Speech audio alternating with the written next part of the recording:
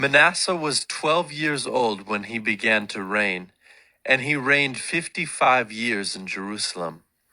And he did what was evil in the sight of the Lord, according to the abominations of the nations whom the Lord drove out before the people of Israel. For he rebuilt the high places that his father Hezekiah had broken down, and he erected altars to the Baals, and made Asherahs, and worshipped all the host of heaven, and served them.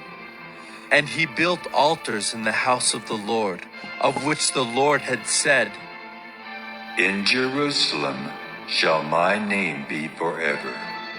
And he built altars for all the host of heaven in the two courts of the house of the Lord. And he burned his sons as an offering in the valley of the son of Hinnom, and used fortune-telling and omens and sorcery, and dealt with mediums and with necromancers.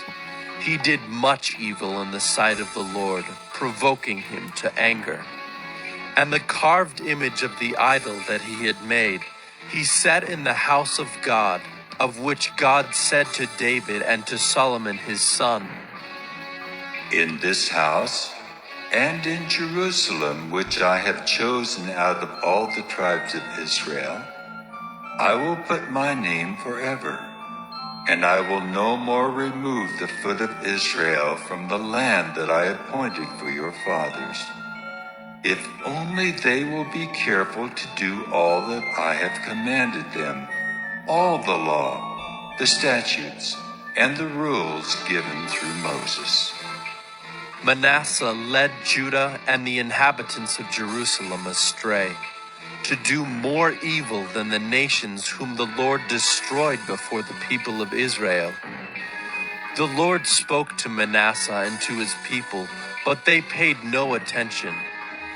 Therefore the Lord brought upon them the commanders of the army of the king of Assyria, who captured Manasseh with hooks and bound him with chains of bronze and brought him to Babylon. And when he was in distress, he entreated the favor of the Lord his God, and humbled himself greatly before the God of his fathers.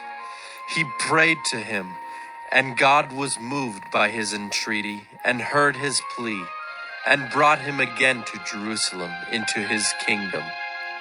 Then Manasseh knew that the Lord was God.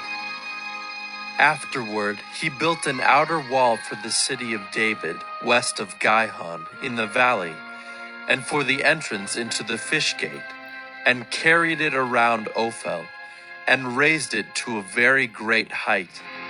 He also put commanders of the army in all the fortified cities in Judah. And he took away the foreign gods and the idol from the house of the Lord, and all the altars that he had built on the mountain of the house of the Lord and in Jerusalem, and he threw them outside of the city. He also restored the altar of the Lord, and offered on it sacrifices of peace offerings and of thanksgiving. And he commanded Judah to serve the Lord, the God of Israel. Nevertheless, the people still sacrificed at the high places, but only to the Lord their God. Now the rest of the acts of Manasseh, and his prayer to his God, and the words of the seers who spoke to him in the name of the Lord, the God of Israel, behold, they are in the chronicles of the kings of Israel.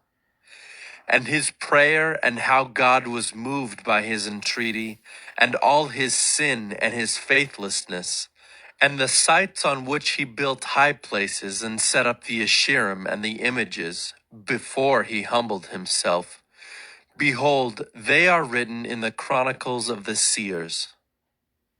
So Manasseh slept with his fathers, and they buried him in his house, and Amon his son reigned in his place. Amon was 22 years old when he began to reign, and he reigned 2 years in Jerusalem. And he did what was evil in the sight of the Lord, as Manasseh his father had done. Amon sacrificed to all the images that Manasseh his father had made, and served them. And he did not humble himself before the Lord, as Manasseh his father had humbled himself, But this Ammon incurred guilt more and more, and his servants conspired against him and put him to death in his house. But the people of the land struck down all those who had conspired against King Ammon, and the people of the land made Josiah his son king in his place.